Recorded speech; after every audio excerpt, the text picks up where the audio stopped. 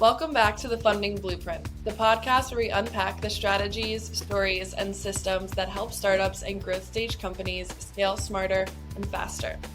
I'm your host, Cece Nahaman, and today we're joined by Rita Ferrandino, founding partner at ARC Capital Development and a global leader in growth strategy for the education sector. With deep expertise across K-12, higher education, and workforce development, Rita has worked with over 150 clients worldwide to accelerate revenue, improve operations, and future-proof their organizations. In this episode, we're diving into a timely masterclass that explores what it takes to build a future-ready education business, one that can thrive even when funding tightens and uncertainty looms. We'll dig into how leaders are diversifying revenue, strengthening financial resilience, using AI and automation to boost operational efficiency, and aligning teams and boards around bold, forward-looking strategies. If you're in the education sector or leading any mission-driven organization trying to grow smart in uncertain times, this episode is full of actionable insight and strategies to teach you how to achieve profitability, sustain growth, and seize opportunities. Let's get into it. Rita, welcome to the show. Well, I'm delighted to be here. And let's just get this clear right off the gate. Waiting is not a strategy. Preparation is. I love it. I'm delighted to speak with your audience today. Please, everybody, link in with me. If you have questions, just message me. I'm happy to have conversations about this because waiting is not a strategy. Definitely. Well, we're so excited to have you today and to discuss all of this. So let's just jump right into it. Let's start with the big picture. The education industry is experiencing massive change, from AI disruption to declining enrollment, tightening budgets. So when you're working with an education company, how do you help them identify their biggest risk factor in the current macroeconomic landscape? And what are some of the most common blind spots that you see? First of all, we need to start with the need to understand the risks in the education industry. They must understand the macroeconomic shifts that are occurring. They need to understand the key challenges. The fact is, we've got funding challenges. There's changes at the federal and all the state funding formulas are being looked at. So we've got funding challenges. We've got enrollment shifts. Where students are going to school is changing. We've got AI that's causing great disruption. There's big changes in workforce and how the workforce expects to be working. And we've got a major change in this country to the political policies that are being put into place. So when you wrap that all together, you've got rapid economic shifts, funding challenges, disruptive impact of AI. We need to understand risk. Now, risk comes in a couple of buckets. Risk of doing nothing, risk of taking small, safe steps, the risk of being reactive versus proactive. All of these things have to really be looked at and analyzed by company leadership and their boards. Definitely.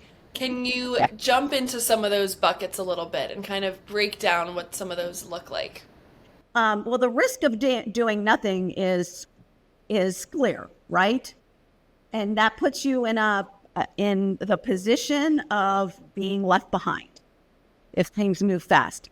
The risk of taking small, safe steps also has, a level of your risk tolerance. Again, somebody else can really be driving your agenda. Things can get quickly out of step, and you really may be looking at a scenario where you've got an existential risk to the business and you don't have enough time to turn it around. Your small steps are really not enough, and sometimes your small steps are just a little bit more than doing nothing, right? And then the risk of being reactive versus proactive. This is the one where you really are letting somebody else drive your agenda. It's the, position that I think really puts you in a really precarious position, and you're not really owning your own destiny. but you're not taking the risk of being proactive. It's all a balancing game. Definitely. Kind of shifting a little bit here, one of your specialties is helping companies build financial resilience. In a downturn, what are the smartest first moves a leadership team can make to protect cash flow and liquidity? Can you walk us through a little bit of your financial health check framework? What are some of those? Go ahead, Cece. Yeah, what are some of those key metrics or indicators founders should be monitoring? Okay, in a downturn, which we're in, every dollar has to work for you. This is the time where you need to be serious about making sure everything you're doing has impact. And that's a different strategy than a lot of companies, especially companies that are financed by outside capital, whether it's venture capital or growth equity. They're not used to managing every dollar, right? Now's the time to stop and take inventory. The thing that's most important, though, that really good leaders do is they get very serious about scenario planning, where they take a really hard look at their scenarios and the benchmarks that they're benchmarking against. And that scenario planning can lead to roadmaps that can really help companies steer their ship in downturns. I coach every company that they really need to have a smart cost cutting in their scenario planning, having smart cost cutting strategies that they can deploy, and they have to map that against long-term investment. Okay, so in a downturn, you also can be bullish, make investments that are going to pay off and put you far ahead as we start to come out of a downturn. So it's really a balancing game. The scenario planning really helps you be able to assess all of that. Got to strengthen your balance sheet by managing that cash flow. And you really need to be managing your sources of cash, like lines of credit. You really have to keep your balance sheet strong. You've got to do debt management and assessing your capital. And this is the hard part. I really think you need to establish a cash reserve. So that's difficult also for some company boards and leaderships. Instead of paying down debt, putting money aside for a cash reserve.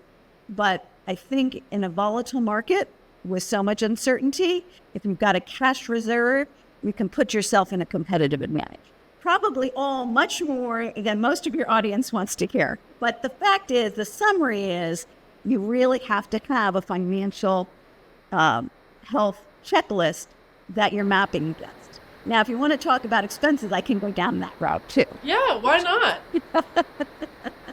Do you want to kind of get into that a little bit more? I think honestly, the most detailed that you can get here, the better. Well, this is a really exciting topic, right? Yeah. Identifying and prioritizing operating expenses, right? That's what everybody wants to be doing with their time, right? But I do think, going back to my theme of every dollar needs to work for you, you need to be able to look at your expenses and prioritize and identify what is critical to function. Let's tag that. Critical to function, can't live without it. There's the next tag of not critical, but important, right? Then there's not critical, but nice to have. And what benchmarks do you use to be able to pull the lever on, okay, we're going to pull the plug on anything that's not critical, but nice to have, right? And when do you go, okay, now we've got to pull the expenses that are not critical, but important? What are those benchmarks? And the more clarity you have around all of this financial health, the stronger your leadership team can be in being able to communicate that to all the key stakeholders, whether that's employees or your boards or your advisory boards or even, your customers. Yeah, definitely. when funding is uncertain, like we've said, revenue diversification becomes critical. How do you help education companies reduce their dependence on a single funding source and spot high potential opportunities like workforce development, online learning, or micro credentials? Well, let's just start with you really have to protect yourself, and you can't. You have to diversify your funding sources and streams, right? And you start with customer retention. Critical, especially if you're going to go out to look for more investment money. I can tell you in education that the investors in my network are looking very closely at customer retention.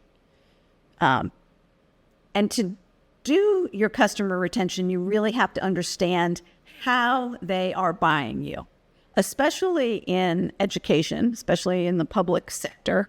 There are budgets that you're being purchased out of, right? And there are budgets that are more vulnerable than other budgets. And oftentimes companies don't have that next layer of depth to, okay, this is a customer and what budget is it coming out of? And then actually talking to them proactively in advance. So if this is being purchased out of a budget item that is at risk, where are we going to find the money to be able to purchase it, right? So this whole customer retention piece is where you start and you lock it down. Who is most likely to be affected of your customer base? Who of your customers are most profitable? Who of your customers are breaking even? Who of your customers have a chance for you to upsell? Who of your customers do you have to work with in order to monitor their accounts receivable? Because one of the things we're seeing is it's taking a lot longer as funding is taking longer to get to institutions. How are you going to be able to work with them to be able to make sure that you're working with them so you can get paid as soon as they're getting paid, right? How are you keeping that communication going? And that strengthens your relationships and that helps you retain your customers, right? And then when do you need to walk away? When do you need to just call it that your customer really isn't going to purchase you? Call it, figure it out, move on. So I really start with my revenue diversifications checklist, really focused on the customer retention piece. And then you go to your pipeline and you do that same thing with your pipeline.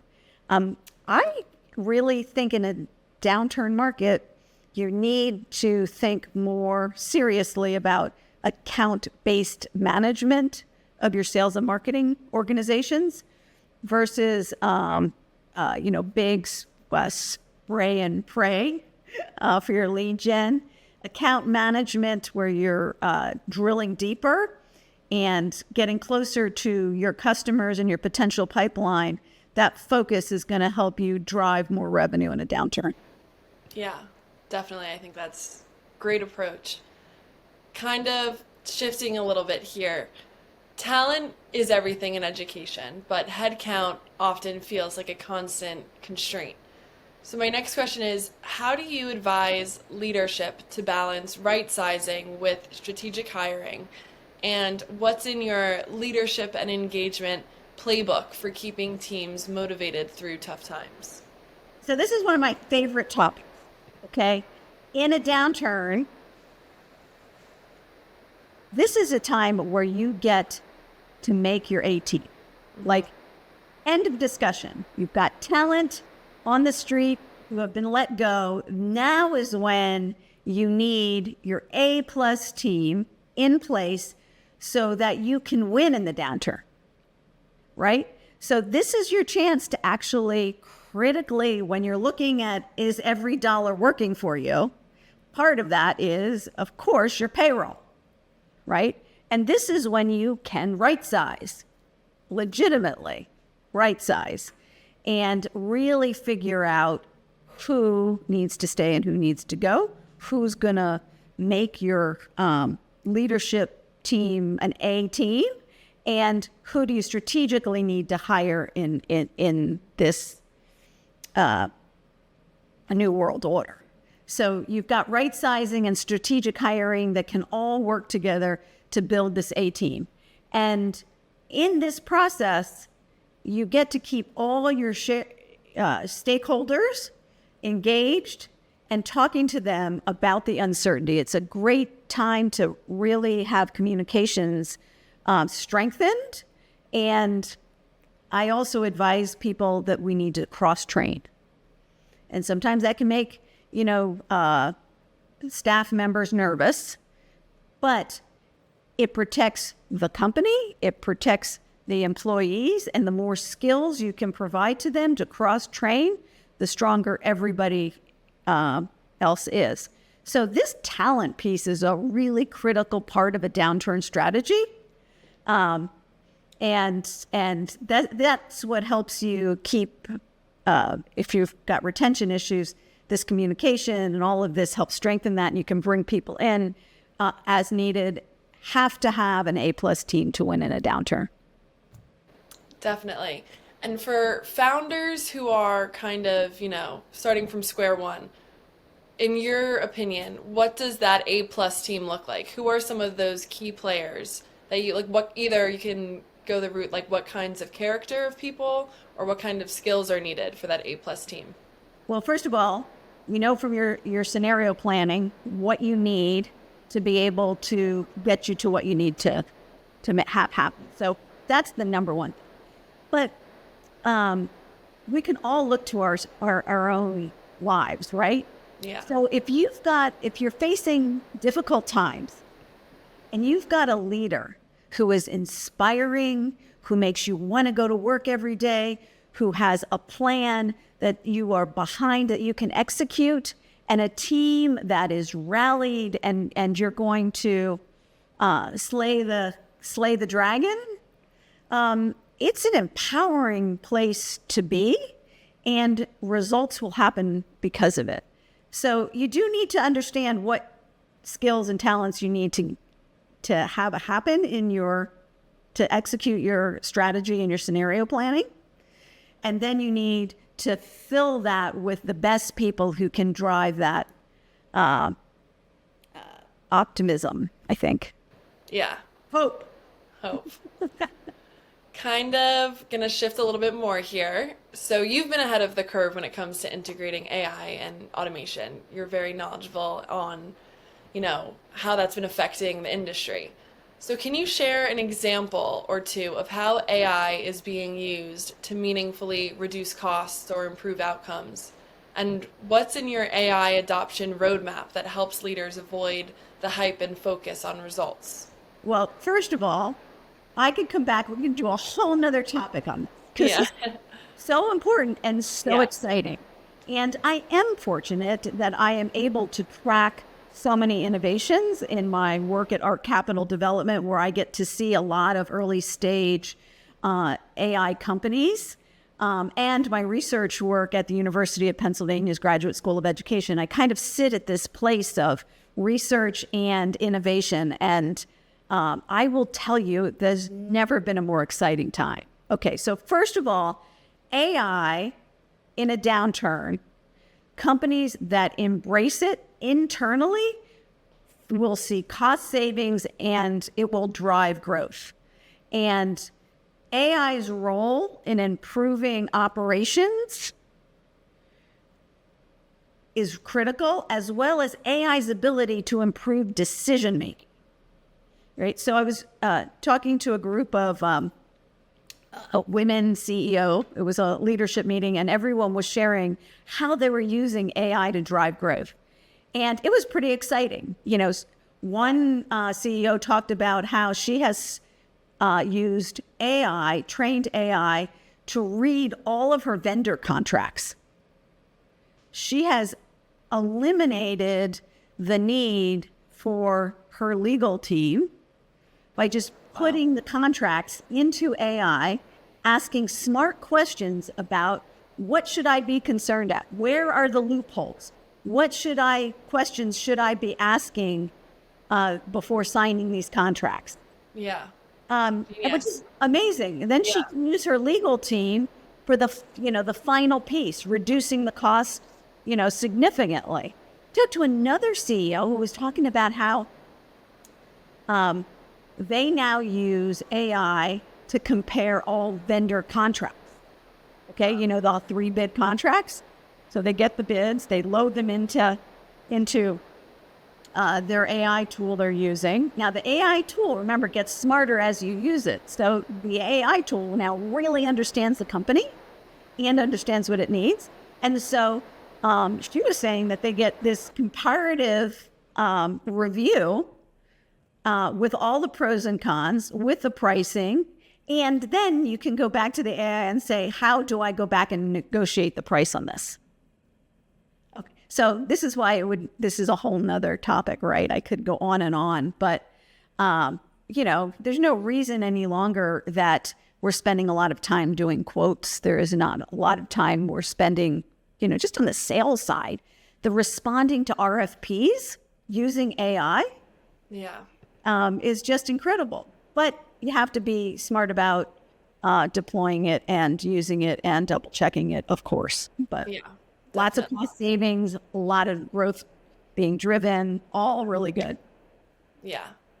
Let's talk about boards, strategy, and alignment. What are the most important conversations a leadership team should be having with their board right now? Well, AI presents an existential threat to a lot of businesses. And you need to help everybody understand that. Because my favorite quote in this downturn is, you need to skate where the puck is going, not where the puck has been. Now, I may not actually just said that like Wayne Gretzky had said it, but get the point, which is you can't afford to think the way it has worked is the way it will in the future. Yeah. AI is too large a technology disruptor to be fooled by that, right? And so I think every management team must go back and reevaluate their strategic plan. Even their strategic plan of 6 months ago has pieces of it that are obsolete. Product roadmaps that were in place 6 months ago are obsolete. And so you need to align your boards, your advisory boards, your management team. Everybody has to get behind this whole concept that you have to have a new strategic plan. This is a strategic plan. And hey, guess what? It's going to change again. Right? Yeah. But this is really good. This allows for a lot of resilience, right? It allows for a lot more communication than they've been doing. And with all this change comes a lot of opportunity. You asked a question earlier. I'm not sure I really addressed it, which is around this piece of where do you look for the opportunities? Yeah. And how you have to have a mindset to be looking for those opportunities as a part of daily operations, because they're there. You just have to find them. Yeah. Anybody who's in training of any sort or corporate training needs to be, focused on how they're going to deliver AI training immediately. Definitely. You've mentioned before a board alignment worksheet. What's the value of having that? And what are some of those components to that can help guide those conversations to keep boards and teams all aligned?